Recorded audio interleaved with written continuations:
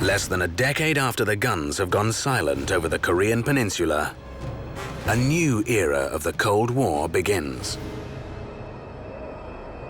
This time between the two greatest powers of the communist world, China and the Soviet Union.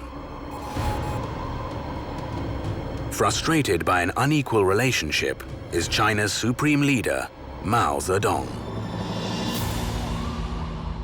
Mao's ambition to put China on the world stage would shape her transformation as a nation. But it would create an irreparable rift with the Soviet Union, one that would break out into open war. For so long, China's bitter rivalry with the Soviet Union has been shrouded in secrecy. Now, eyewitness accounts from PLA soldiers reveal a conflict that has been brewing since the beginning of the Sino-Soviet alliance. This is the untold story of Mao's Cold War with the Soviet Union.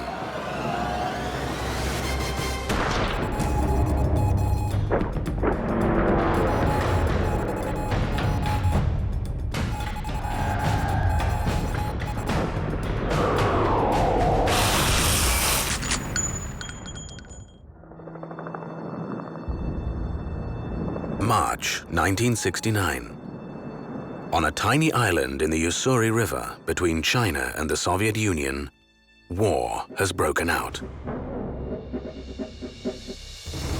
19-year-old Wang Lianqi is about to face an enemy once considered China's closest ally. 我叫王连起，今年62岁。1969年2月6号，我离开了大连，就直接来到了牡丹江，在23军67师201团新兵连。哎呀，整个船团真是群情激愤，要我们执行公用任务，执行什么任务呢？我们不知道，但是我们大家纷纷猜测，可能要上珍宝岛了。 In the most dramatic turn in state-to-state relations in the Cold War, China and the Soviet Union are at war at Zhenbao Island. The quarrel, 1.5 million square kilometers of land that Tsarist Russia took from China nearly 100 years ago, and the current demarcation of the Sino-Soviet border now. The war zone, Zhenbao Island in the Ussuri River. It lies within hundreds of meters of both Chinese and Soviet military camps. Both sides consider the island theirs. As the conflict quickly escalates, China's top leader takes action. Party chairman Mao Zedong. With the capital Beijing only a day away from the war zone, Mao fears Soviet tanks will soon roll in across China's flat plains. He orders a surge of soldiers to fight the superior Soviet strike force.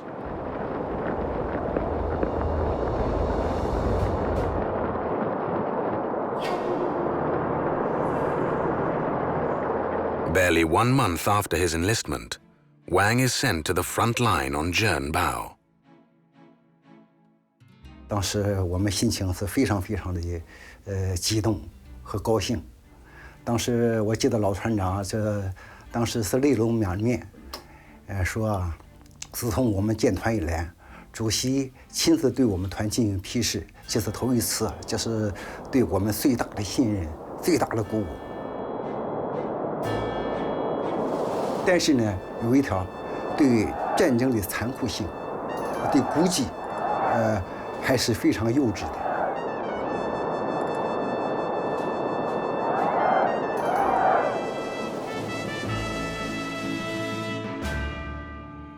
The Chinese army scores a triumph with the capture of a Soviet T-62 tank, a superior weapon that has never been in Chinese hands.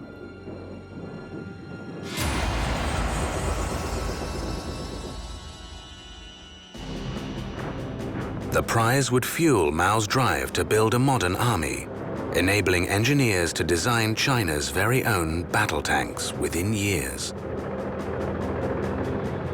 But Mao's thirst for Soviet technology had its roots 20 years earlier in 1949, when China and the Soviet Union were still allies. October 1949. The newly established People's Republic of China looks to the Soviet Union to help transform it into a world power.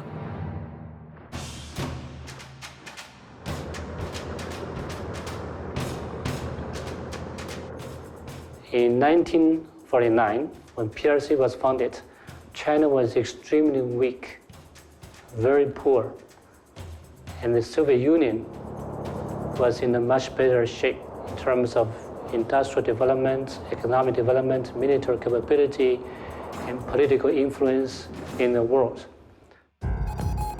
3 months later, in 1950, the Russian leader signs a treaty of friendship.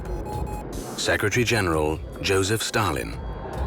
The terms of the treaty, however, would be tilted against China's favor. This plants the seeds of mistrust.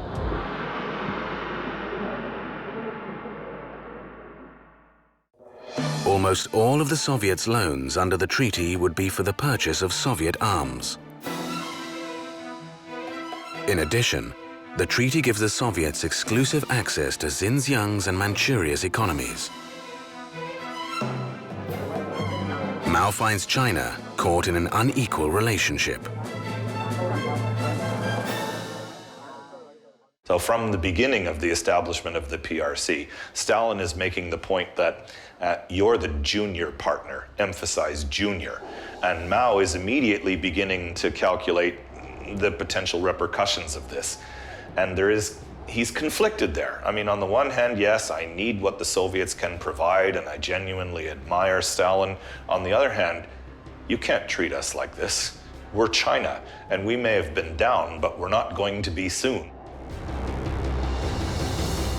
Soon after signing the Sino-Soviet treaty, Mao finds a chance to gain his edge over Stalin. Later the same year, in June 1950, war breaks out in Korea between the Soviet-backed North and American-backed South. Unwilling to risk a direct confrontation with the US, Stalin requests for Mao to intervene. Mao decides to play the situation to China's advantage. He demands that Stalin provide military aid as well as air cover for his troops. He hopes this war will be an equal partnership. 4 months later, in 1950, Stalin agrees to send military equipment to China. But he insists that China take the lead in the fighting. 朝鲜战争爆发应该是一直到10月份，中国出兵之前，就这10个月，你看他们来来往往的电报，这个毛泽东说的每一句话，斯大林都不敢相信。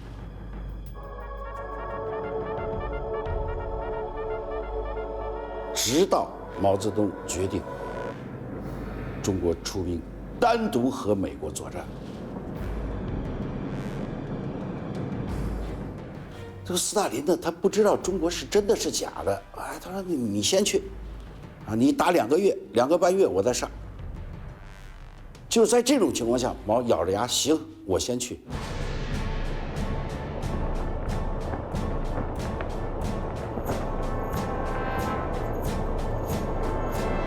With an uneasy compromise reached, Mao orders over 250,000 troops into Korea. Stalin deploys airplanes to China's northeast to defend her coastal regions. But Stalin stops short. He decides not to send planes to Korea. Mao's outgunned army faces the UN war machine alone. Clearly, the Chinese leaders were disappointed by the Soviet decision.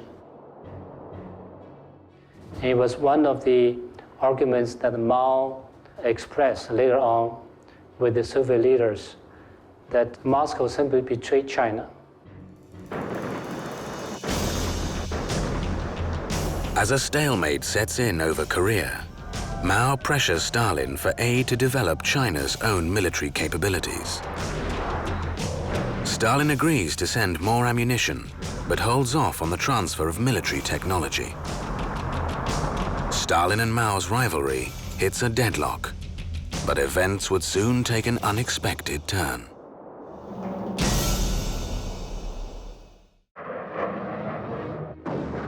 The 5th of March, 1953. China is embroiled in the Korean War.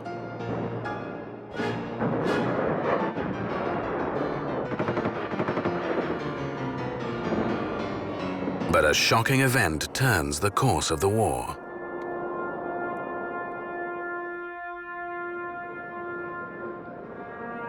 Soviet leader Joseph Stalin dies from a cerebral hemorrhage. The new Soviet leadership urges Mao to end the Korean War. Within months, a ceasefire is called.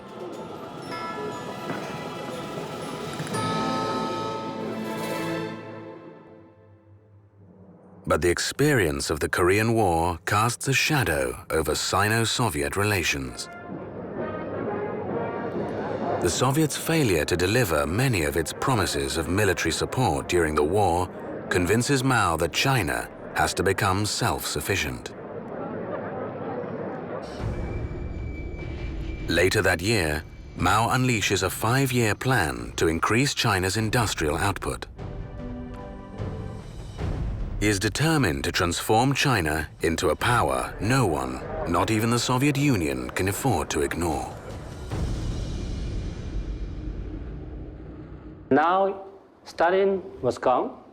There was no need for Mao to be fearful of the Soviet Union.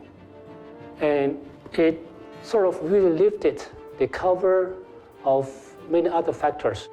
When Stalin was alive, Mao couldn't reveal his personal political ambitions. But now there's no, reservation or hesitation for Mao to compete for political influence in the socialist world. When Stalin was alive, Mao had to yield to his reputation and authority. But now Mao sees the chance to dominate Stalin's successor, Premier Nikita Khrushchev.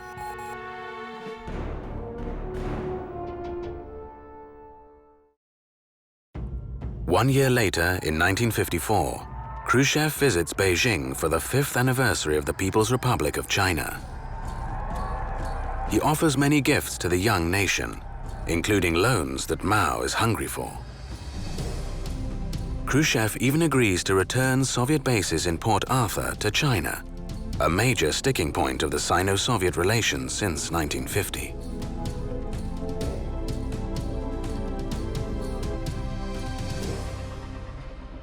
其实呢，毛泽东开始是挺喜欢赫鲁晓夫的。一个就是赫鲁晓夫这个人性情比较直率，说该说说，该笑笑，该骂就骂，不是那么就是让人不可琢磨那样子的。第二个呢，就是赫鲁晓夫这人学问不高，他原以为赫鲁晓夫没经验，不懂哲学，他教育教育就跟着中国走就完了嘛这事儿。结果没想到赫鲁晓夫不听。 2 years later, in 1956, Khrushchev does the unforgivable. At the Soviet Union's 20th Party Congress, he denounces Stalin's personality cult and excesses. Khrushchev's move is unprecedented. The rule of Stalin has never been questioned, not even by Mao. In the minds of a lot of Chinese leaders, including Mao, Stalin was a godlike political figure, even though Mao had a lot of unpleasant relationship with Stalin during Mao's revolution.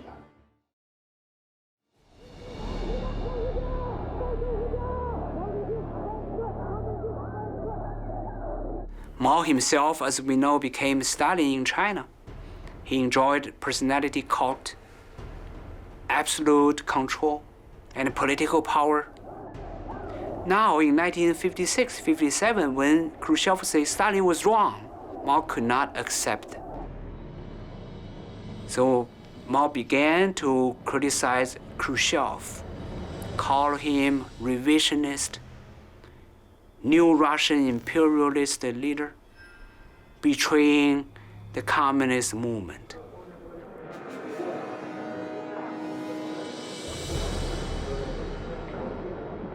To make matters worse, Khrushchev puts forward his concept of peaceful coexistence with the West. He believes that capitalism will fall apart from its own excesses. But Mao believes de-Stalinization will bring down the communist world, dragging China down with it. You are telling the Western world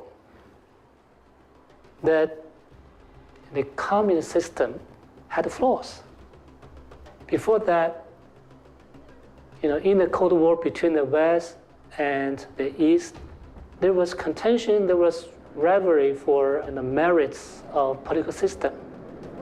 So de-Stalinization led to the effect that it weakens the socialist war's legitimacy and the moral, political sense of superiority. So Mao was worried about that. Within months, Mao sends a veiled challenge to Khrushchev. He declares that Stalin's serious mistake was not to treat the Chinese as equals. But he maintains that Stalin, without doubt, was a good Marxist. By implying that Khrushchev's denunciations of Stalin were brash, Mao subtly positions himself as Khrushchev's superior.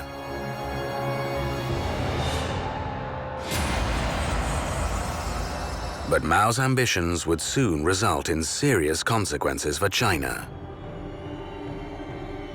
He begins drastic measures to overtake the Soviet Union in what would terrifyingly become known as the Great Leap Forward.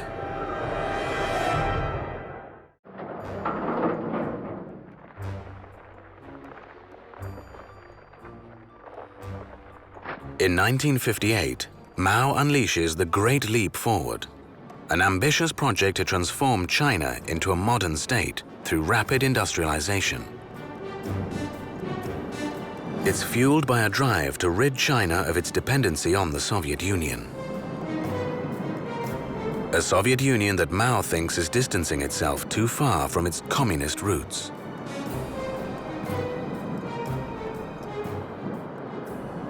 最主要的一个考虑，就是要通过这种群众运动的方式，把中国的经济这个水平迅速提高，摆脱这个依赖外援、依赖苏联的这种状况，甚至它要超过苏联。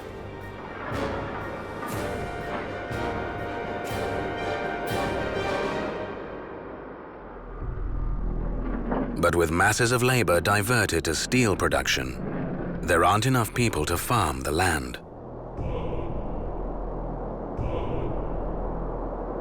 With no food, severe famines spread across China over the next 3 years. It is catastrophic.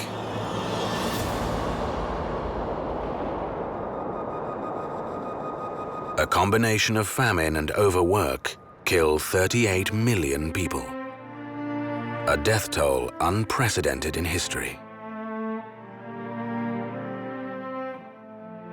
The Great Leap Forward was not a rational decision-making. It was not based on, expertise.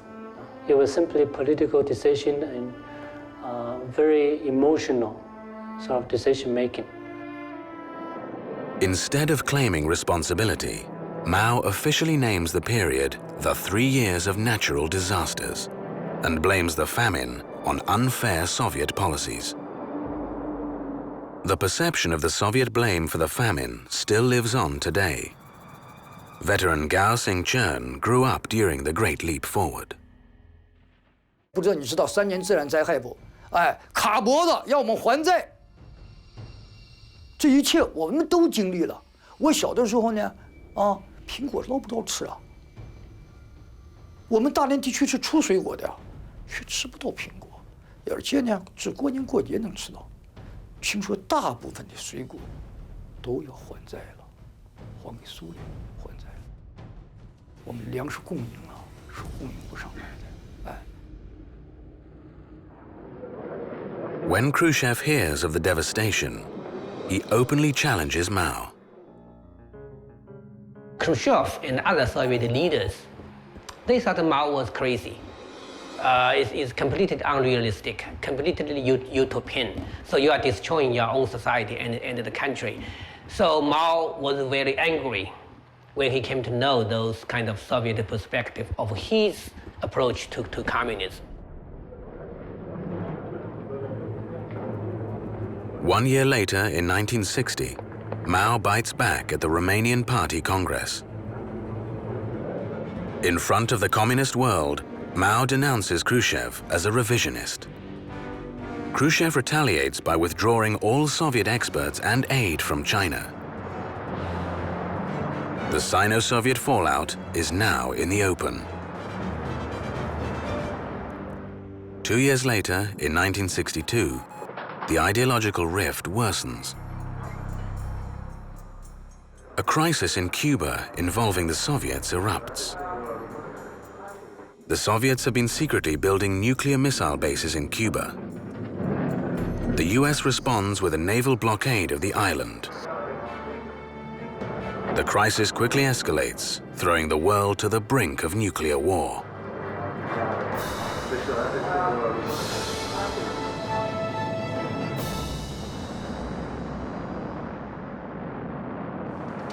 In a rare gesture, China offers full support for the Soviet Union. But for Mao, Khrushchev does the unthinkable.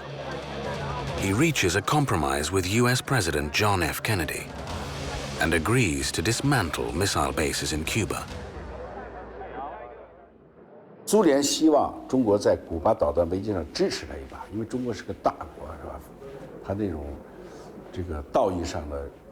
舆论上的支持还是很重要的，但是中国没有这样做，不但没这样做，反而批判苏联，说你这个一开始是冒险主义，谁让你往美国后院送这个导弹呢？那么要送了就坚持到底。 Mao condemns Khrushchev for what he terms cowardice in the Caribbean. Khrushchev retaliates by severing all ties with China. He also condemns China's nuclear arms program. The breakdown in Sino-Soviet alliance is now complete.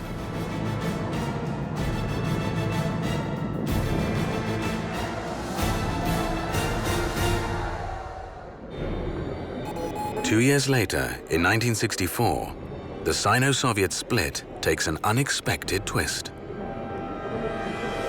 Khrushchev's own protégés oust him from power. The new supreme leader of the Soviet Union, Secretary General Leonid Brezhnev.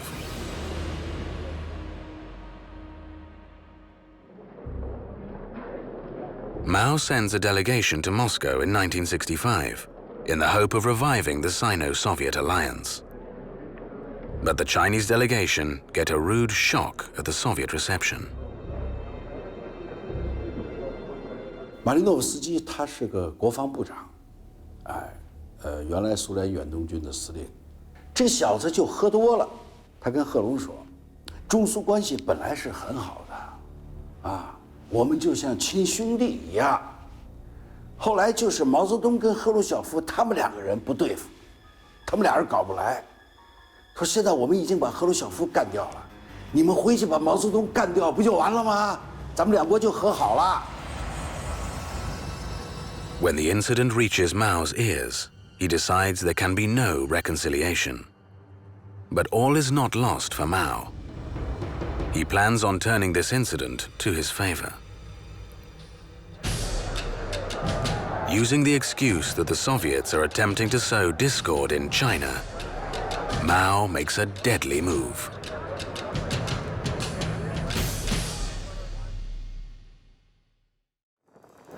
The year is 1966. Using the excuse the Soviets are attempting to sow discord in China, Mao unleashes the Cultural Revolution.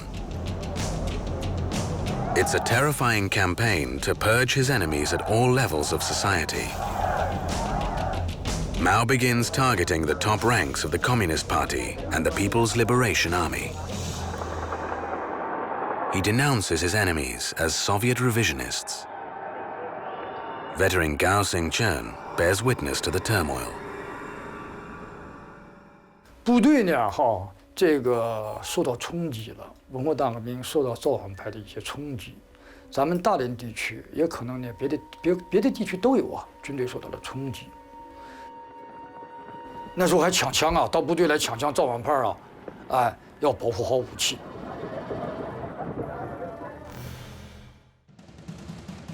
The fervor of the Cultural Revolution further escalates the Sino-Soviet conflict.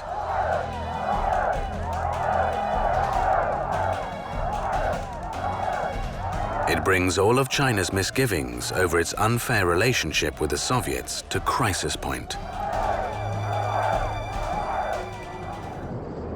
The long-standing offense, 1.5 million square kilometers of land that Tsarist Russia had taken from China in the 19th century. This territorial issue becomes a nationalistic flashpoint. More intense the Cultural Revolution became, the more superheated the rhetoric became about the century of humiliation. And while Taiwan was the #1 unredeemed issue, right behind it was the northern border, and that was the Soviet Union. So you have the old friction with Russia now being grafted onto the new, quite intense friction with the Soviet Union. Dangerous overheating of that relationship. Thousands of Chinese besiege the Soviet embassy in Beijing. Groups even gather along China's border with the Soviet Union to shout insults at Soviet guards. The Cultural Revolution convinces Soviet leader Brezhnev, China must be contained.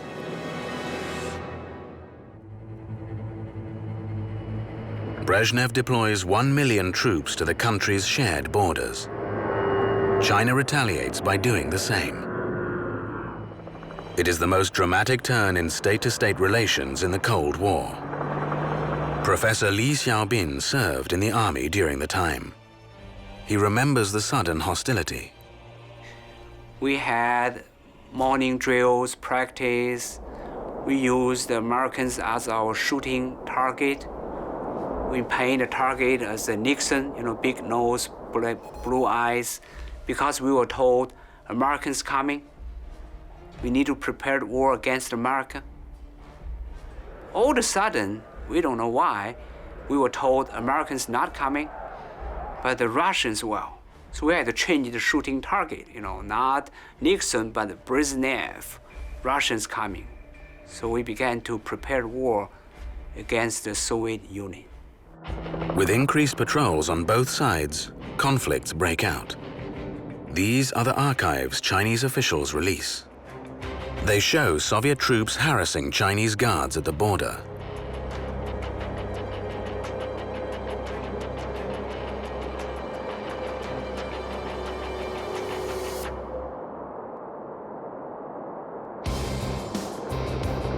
Chinese media also reports a Soviet tank running over Chinese protesters.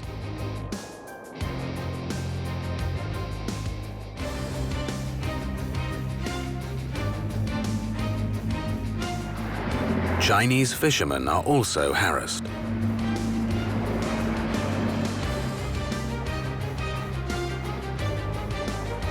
But historical records reveal both sides committed offenses. With tensions running at an all-time high, it will only take one misstep for both sides to break out into a full-scale war. The 2nd of March, 1969. One of the most tense points along the border is a small island less than 2.5 kilometers long. Zhenbao Island is situated in the Ussuri River to the east of Heilongjiang province. It sits within hundreds of meters of both Soviet and Chinese military camps.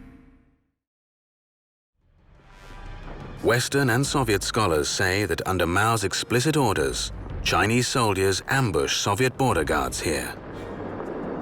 The Soviets say over 60 of their soldiers are killed. But China's official tone is that the Soviets opened fire first. Fearing a full-scale war, Mao sends more soldiers to Zhenbao. Wang Lianqi is one of thousands who receive Mao's order. 1969年3月8号，我们连呢乘着汽车呢，就到了珍宝岛战区。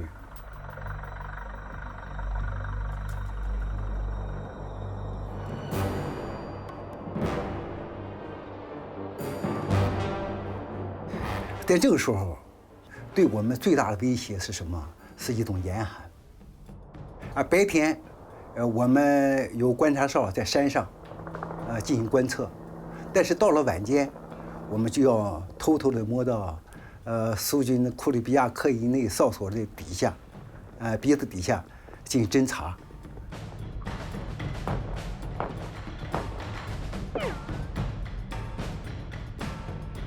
1 week later, on the 15th of March 1969, the Soviet Union launches a full-scale attack. They bombard the island with heavy artillery. Spearheading their land assault is a devastating weapon. The T-62 battle tank, a weapon that has never been in Chinese hands. For the PLA veterans, it was an impossible fight against the overwhelming Soviet war machine. 这辆坦克的具有红外线的这个夜间标准区，红外线夜间射击，捕捉目标协进，当时是很先进的。其实我们部队啊，在上前线的时候，我们武器装备并不好。轻武器呢，就是一个班2支AK-47，其他的战士都是半自动步枪。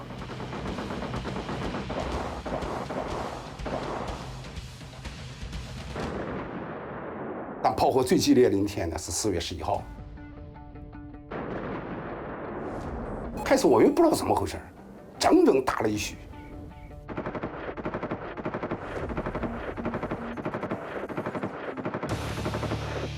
但坦克炮呢，红外线一闪，肯定来了，也就5到7秒钟，直射炮，非常快。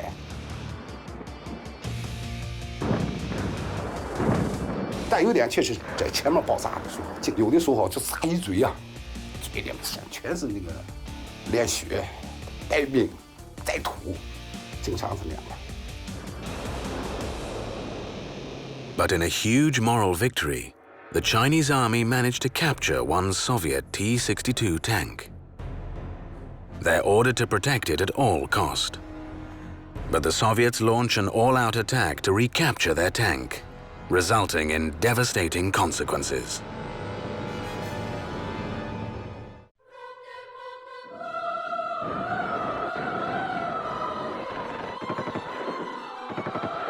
Barely 2 days after their first offensive, the Soviet Union launches another attack. Their goal this time, the sophisticated T-62 tank that is now in Chinese hands. Gao Xingchen is tasked to protect China's war prize at all costs. 黑龙江的4月已经是冰化的季节了，这种冰化呢，它就下去了，冰一疏，江一化，这辆坦克就掉到了江里。掉到江里以后呢，我们团命令2营5连执行这个任务。 这个整个拉坦克是很危险的，老毛子呢就想把这辆坦克给炸了，他们还派了一个小分队，过来呢炸这个坦克，炸毁这个坦克，被我们发现，给他击退了。但是他呢天天打炮，就要把这个坦克要炸毁。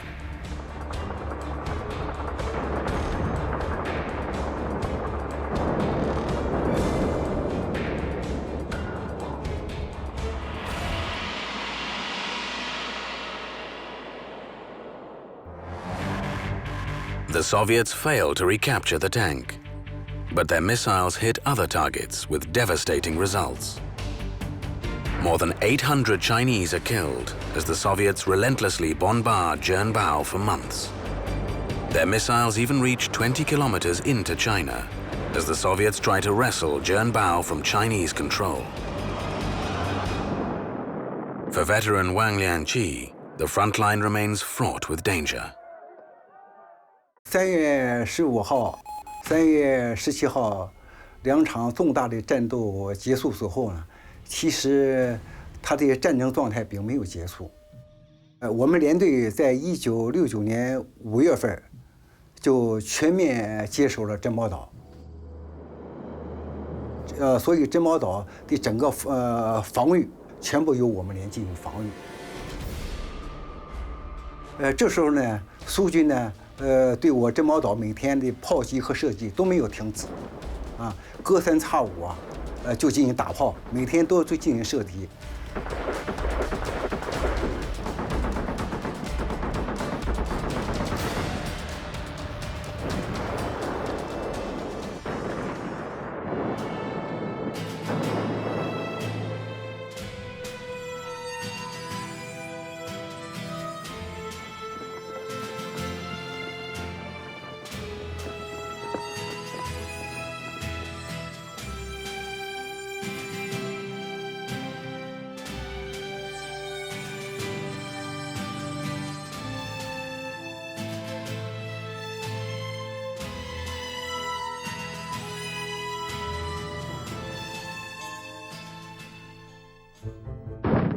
As stalemate sets in over Zhenbao Island, another flashpoint develops. This time on a part along the Sino-Soviet border, more than 6,000 kilometers away, at the border zone of Tie-le-Kurti along Xinjiang province. August the 13th, 1969. Chinese frontier troops patrol Tie-le-Kurti.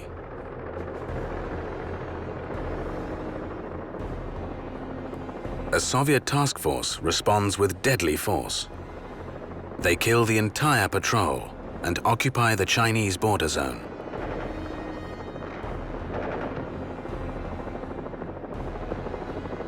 The Soviets are further hardening their attitude towards China. 珍宝岛这个事儿，我认为对苏联和中国的心理影响比较大，就是他真的把你当头号敌人了。苏联开始不知道中国到底要干什么，以为是不是要试探一下，完了就全面进攻。As the border war stretches into months, Soviet leader Brezhnev considers a drastic measure to end the Chinese threat: a nuclear strike.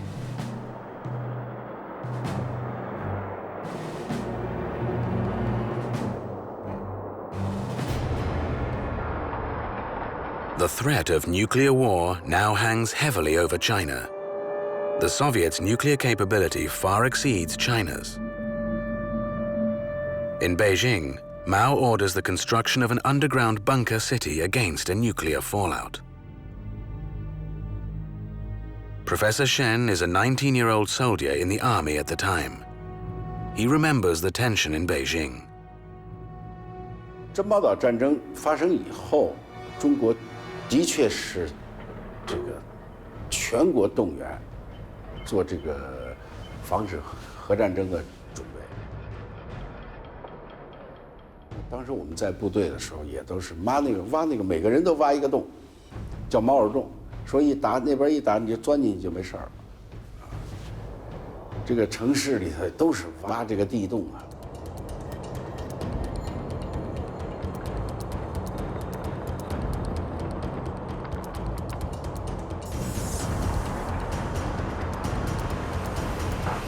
Thousands of Chinese build a labyrinth of bomb shelters, stretching almost entirely under the capital city.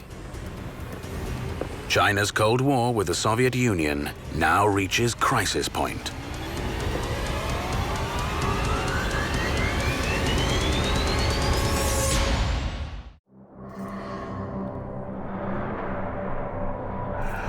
As the Soviets consider carrying out a nuclear strike on China to end a border war, they receive a dire warning. US President Richard Nixon threatens retaliation if the Soviets carry out a nuclear attack. Nixon states that such an attack will be a declaration of World War III.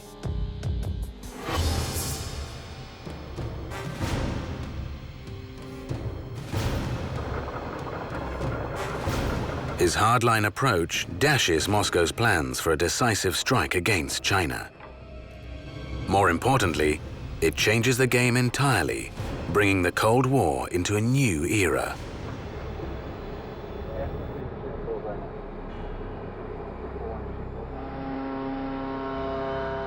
So now the game changed.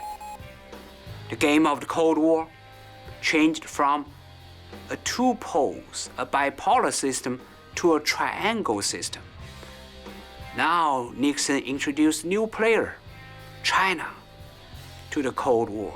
So there was triangle, three poles, China, United States, and the Soviet Union. When the US threatens to retaliate against a nuclear attack on China, the Soviet Union is forced to assess its strategy. The 11th of September, 1969.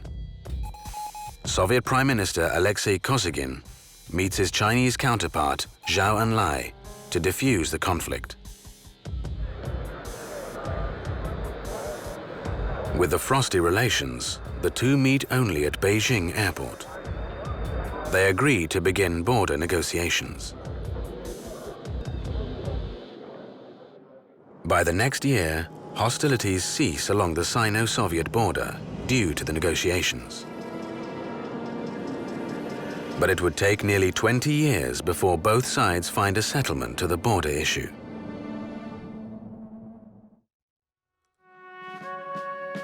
On the 9th of September 1976, Mao dies, ending nearly 27 years of his total rule over China.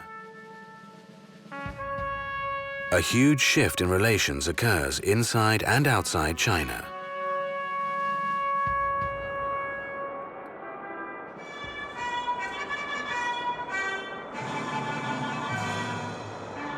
His legacy, however, is immortal. 当时叫一不怕苦，二不怕死，这是老人家说的，毛泽东主席说的。可以说，当时来讲呢，这两部话经不仅影响了我们这一代，也影响了今后几代。 至今，它仍然在发挥着作用。所以这一不怕苦，二不怕死啊，那不是个单纯一个口号，那是中华民族的传统，中华民族的精神，更是中华民族的文明。 Since the beginning of Sino-Soviet relations, Mao's ambitions for China set the alliance on a dangerous path. But from the ashes of a war-torn country, shamed by a century of humiliation, Mao was hugely influential in shaping a fiercely patriotic nation and superpower. With the decline of communism worldwide, China is now redefining its role as a leader on the world stage.